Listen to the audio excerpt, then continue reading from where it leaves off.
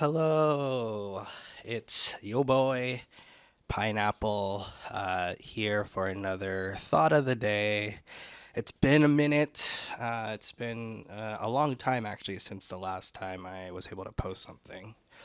And yeah, I just wanted to chat a little bit around, it is December, and I finally was able to take some time off and focus on a little bit of like a solo vacation.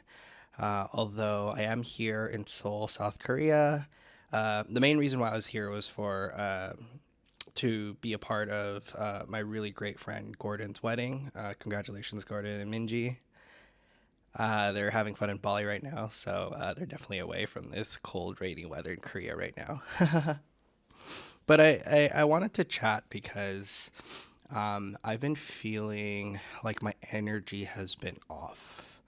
Now, a lot of my friends know and have been able to, uh, you know, um, identify me as someone that is a very strong empath. And I definitely feel like, whether it's a Myers Briggs things or whatever, I definitely feel like I am in tune to various levels of energy. Some people might call it vibes, some people might call it frequency. And lately this year, the year of 2023, it's been wonky. And I'm pretty sure, as I've been talking to a lot of friends and family and work colleagues and just other people that I meet, it seems like it was pretty off for them too. It feels like a majority of the world was a bit off this year, which is crazy because 2023 is year of the rabbit. And for some that might know, you see this here. It apparently means that well, I'm born year of the rabbit, and apparently, it wasn't really like the luckiest year for some. Sometimes they say that when it's your year, it's actually not the best of luck, which I think is quite humbling to say. So it keeps you kind of staying in reality. Um, but yeah, I was just taken aback with the way that this year went, just because I work in a very intense environment. Like, our business is really built off of the businesses of others, right? So I work in consulting, and it was a tough year for us, but obviously it was a tough year for businesses all around. I've had friends who've been impacted with the tech layoffs that have been going around, and so the energy's been off. There's a lot of people trying to re-identify like what they need to do, where's their passion, what do you just want to do just to like stay afloat too. And it made me really think about the thought for today, which was around patience and process. But patience and process in the sense that there are frequencies that I believe that kind of go through the world and the universe. A lot of people kind of are looking through to a lot of outside validation because, naturally our reality is built out of a very global, interconnected digital interface, if you will, right? Like the fact that you get to watch this on YouTube or hear it on Spotify, the fact that we get to absorb content through, friends who are SMSing, iMessaging. We could do instant chat, we could live record, we could FaceTime. We know everything about almost anything now. And I had a really great conversation with my roommate, and we were just driving, and in that conversation we were talking about kind of like the reality. And I think we can, as a society, evolve to a point where we can handle the consumption of so much information, like a global level of information. But it's kind of like we're at this like tipping point where the evolution really kind of goes into like a world that we were used to, which was interconnectedness through like physical means. And, I always reflect back to and have a lot of appreciation for my parents. When you think about the life that they grew up in, their worlds were big. It was opened up. Like they had the opportunity to move to the States from the Philippines. And because of that, like I was able to have like a better start in life. And so I'm forever thankful for that. But I always like think about my relationship with my mom and the commitment that she had to her family, right? And there's a patience and process in that because the reality that she grew up in was a reality that is relatively tangible. It's you can control what you can touch almost, right? And because the world has started to expand, and our generation, grew up with the internet, and every generation after us will be forever interconnected. Excuse me. I feel that we are now built with recalibrating what patience and process is because, society and the infrastructures that was built for our parents was definitely in a growth momentum after like the post World War eras, right? And technology itself, I remember pitching to a lot of clients, and we would always convey Moore's Law, this idea of exponential growth. And it's interesting because in today's world, I think we've started to meet a lot of the capacities of interconnectedness with exponential growth to the point that I feel like we're flattening out.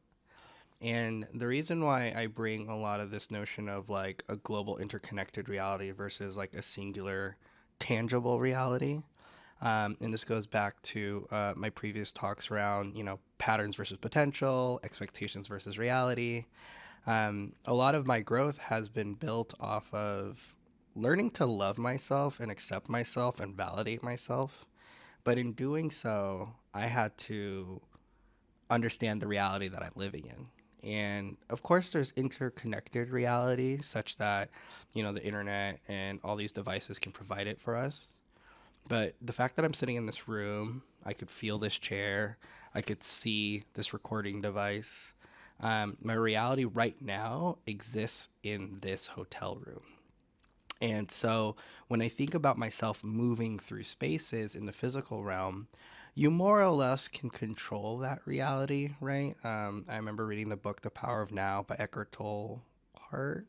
I might have butchered his last name, but there's a part of that book I think really really resonated with me, which was the whole, you know, excuse me, can you accept it? Reality, right? Like, can you actually exist in the reality that you're in? Which is probably one of the hardest things to do, and I'll get back to that. Can you walk away from it? So, can you, if the reality is not good for you in that circumstance, the environment, are you able to kind of walk away without any type of negative impact, right? Or can you change it? Is it malleable of an environment around you where, your contribution can make it better for those around you or just for you yourself without any, again, negative impact? So going back to the acceptance piece, I think that one is hard because it actually goes and becomes self-reflective. You have to look at the realities that you walk through. So for instance, I'm someone that has started to build up a lot of social anxiety. And I think a lot of it is just due to the fact that, I've dealt with so much self image problems growing up, obviously, through having eczema my whole life. And so not being able to feel normal is something that I experience every day. And so when I walk through the streets, you'll find that my extroverted nature is around comfortable environments, comfortable realities, realities that I've kind of gone through and vetted and have found that I can kind of control in that sense. Meaning that if it's not good for me, fine, I can walk away from it. If it's good for me, maybe I could adapt or change or kind of contribute it in a new way. But the biggest one that I've had to learn was accepting, meaning that sometimes you might not have the control, and the only control that you have is feeling comfortable with yourself that you could exist while experiencing other reality, right? And I say this because, in this room, I share this room with no one else but myself. So my reality at this point is singular. Later today, I plan to go out into the city, and the moment I step into that hallway, go down the elevator, walk on the streets, everyone's realities, at least in the physicalness, is exposed to mine. And people can oftentimes feel a little bit anxious because that's physical energy, right? And so all of a sudden, when you're thinking about the interconnected digital reality, you don't feel the physical as much, but what's happening is the scale in which you're exposed to other reality is like exponentially increased, right? So this morning, I'm like catching up with like 88 text messages because the time difference is off. I'm looking at like Instagram, TikTok, and like literally within an hour, I've probably been exposed to like hundreds and hundreds and hundreds of other realities while in my bed, right? And in doing so, it's actually contributing like these little nuggets that are making you assess whether the reality that you're in is valid for yourself. And it's hard. And so I bring up patience in process because it's a calibration tool. I can't say that patience and timing is the same for everyone. I actually think, for myself, having gone on this journey for self acceptance and growth and love, I have found that my patience and process is kind of correlated to my frequency. It's almost like the pace that I have in life, the energy that I put out in life. And I feel like my frequency as of now has become a frequency that is related to that of a turtle. I oftentimes have to articulate these feelings and kind of energy characterizations that I have through just other tangible things. So in this case, my energy feels like a turtle, right? I'm definitely someone that could go out. I personally actually enjoy a slower pace in life. A lot of people have known that I've started to associate myself with being more of a earthy, grounded person. And the reason why I gravitate towards a turtle is because at any point in time, I could kind of cocoon back in and maybe protect myself. And when I think about that, I think about like, okay, so what's the frequency there? And the reason why I bring up frequency is because I have noticed that I build up anxiety when there's a lot of people around and the energy is a little too high.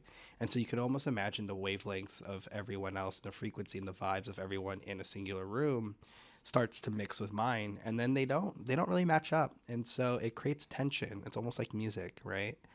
And I think it's quite beautiful because, like for myself, yeah, I'm DJ. I go by Pineapple, and I didn't realize that I gravitated to music so much. And it wasn't about like the fact that I could DJ. It's the fact that DJing allows me to experience music, and music is a relatively universal feeling and language. Now, there's different genres. Those genres can affect your mood, right? But I believe those moods have a relationship to your vibe, your energy, and your frequency. And, obviously I've been scrolling through TikTok because apparently that's like my new encyclopedia.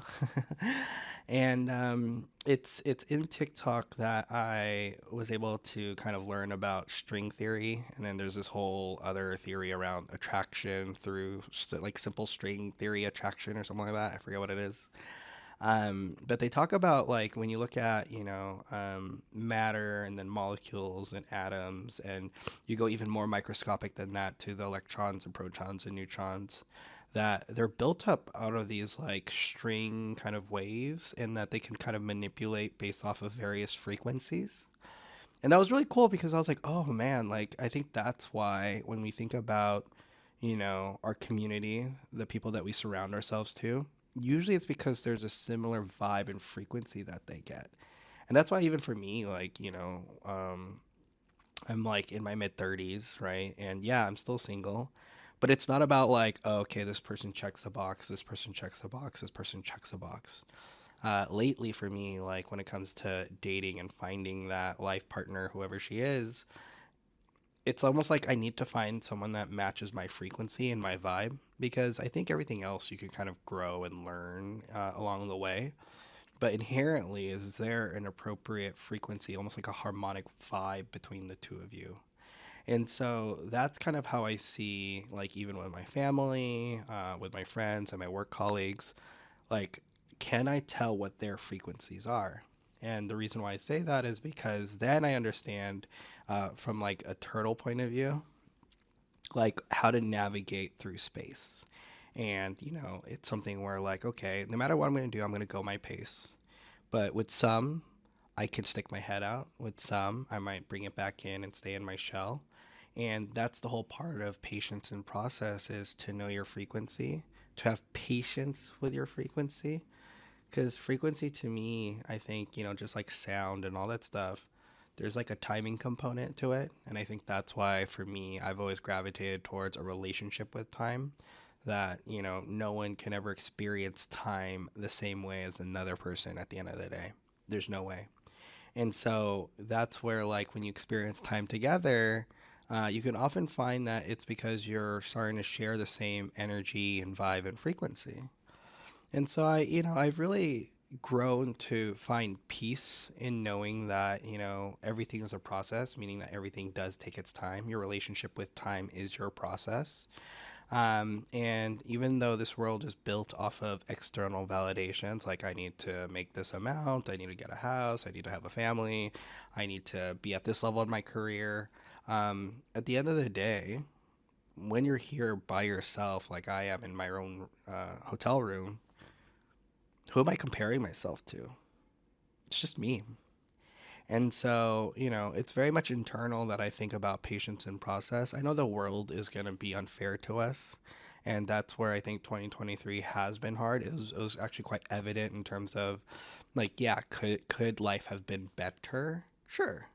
Like, I think, I drastically near the end of this year had almost like a mini breakdown of like depression and anxiety, because you work so hard, but it felt like there was nothing being given to you in return in that sense.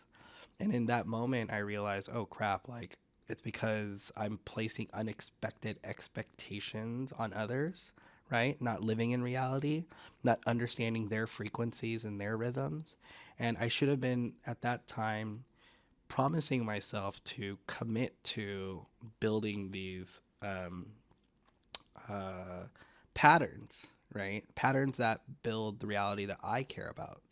And so I was talking to my somatic coach, and she's amazing. And she talked about how when I was stressed out around August, September, October, it seemed like my pendulum of energy was swung into a negative direction. And I wasn't really aware of that at the time, because, you just say yes to everything, and I'm a giver and all these different things. But what happened was, because my pendulum was in this negative part of kind of my emotions and my energy, I was snapping at people. I was all of a sudden being very short. I was being angry. I was quick to frustration. And I realized this, and I didn't like it. I could tell, because, as I know that I was in pain, and that's why I needed to feel the frustration and let it out, which is a good thing. You should allow yourself to feel it. But then I asked myself, like, why am I feeling this way? And I realized that, you know, um, an analogy that I made was this notion of a radar. Usually, you could kind of tell when you're aware of yourself, like various levels of frequencies and wavelengths, right? So that's how radar works. And so by looking at that, usually I could tell like how intense things are as they hit my reality. And what happened in, late summer to early fall was, of course, it's like it's work, it's intense, the economy is hard. So we're trying to work really hard to ensure that we still have consistent business and those type of things. I have other personal things in life, like I teach as well. So I have to travel. So I'm bi-coastal. I'm running, other activities and creating platforms and helping my family. So there's a lot that's in my radar. And all of a sudden, what happened around August, September is like they all just all of a sudden jumped. Like it was unexpected, and they're already in my danger zone. So what happened? My pendulum swung, and then all of a sudden, I went into this negative modality. So we started to talk about how do you create patience and process. You could kind of utilize this analogy of a radar, and then know that your patience is built in terms of like the frequency that you give off and what can affect it. And then the process in itself is, what's the distance that you have between the different things within your radar? And then where are you currently within the pendulum? Are you already in the negative side of energy? or are you currently in the positive side? Because it's a great way to kind of build a little bit of like a self assessment to ensure that, you don't have to be constantly aware about it. But I think, this practice of being present in reality, especially your reality right here in this moment, is an indication of you dedicating time to yourself, thus allowing you to be in tune with your energy and your frequency at that moment. So that allows you to kind of understand the radar and the energy of like the various swings that you might encounter. Because the more you understand yourself, I feel like the easier it is to look at your radar and to assess where your energy level is on the pendulum swing. And it becomes a little bit more predictable. And I think what happened was I was kind of going into it and I wasn't really taking care of myself. I was just in it. And so I might say that maybe I wasn't as present as I should have been.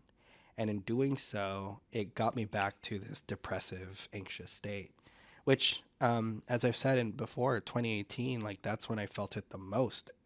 And so I'm very thankful that I felt it back then because I felt it again. And so all of a sudden, it's like, wait, I know this feeling, right? So it was kind of nice that I had like a little signal.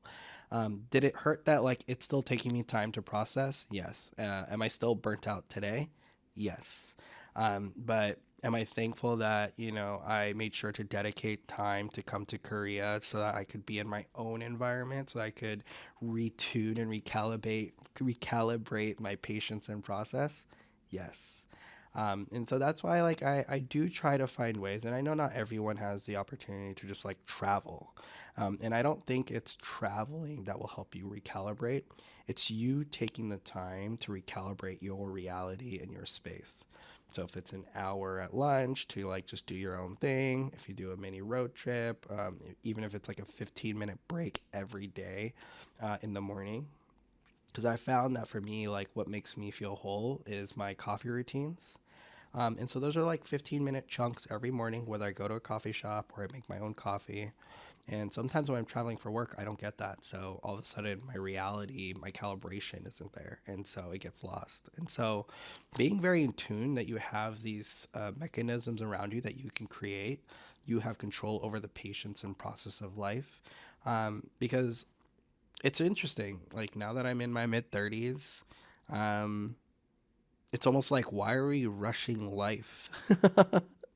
Like there's no point in rushing life, right? And it's unpredictable. Like there's so many stories of people like living to 100. And honestly, what I get from them, yeah, obviously they have a healthy diet, they have a healthy community, but if you look at their realities, it's not so exposed in terms of this exponential digital connection, right? Now, one might say if they had it back then, would they still be in this level? I don't know. I mean, I know obviously stress is one of like the biggest things that contribute to other diseases, right?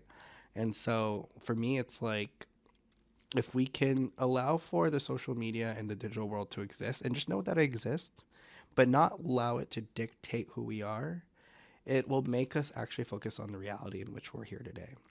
So for me, I'm very excited to be present, to go out and grab new coffee. I'm very excited to work on some DJ mixes actually that I'm going to be posting soon. So that energy is definitely there, and we can't apologize necessarily for who we are, right?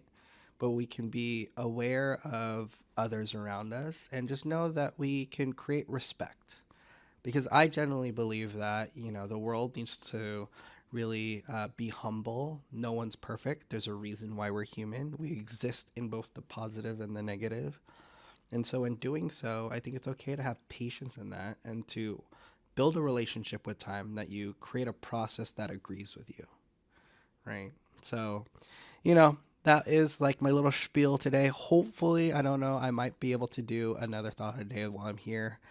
Things have gotten a little bit busier since I've been here, but I'm just thankful to just carve out this time.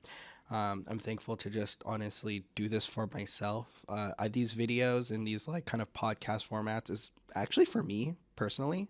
I like it when I'm driving or if I'm on the plane. I'll just listen to it again, because it helps me recalibrate all of my feelings, all of my intentions, and then it helps me to understand where my wavelengths and frequencies are.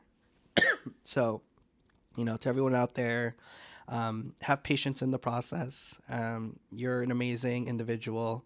And understand where your reality is, and oftentimes it really starts with self-love, validation, and acceptance, and we'll all continue growing. We all might evolve at some point, right? Maybe we'll get like some chip that allows us to expand into the digital ecosystem so that we could cope with it better. Who knows?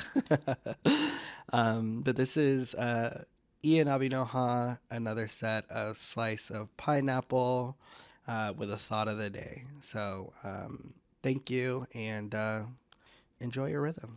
Find your rhythm. Love your frequency. Peace.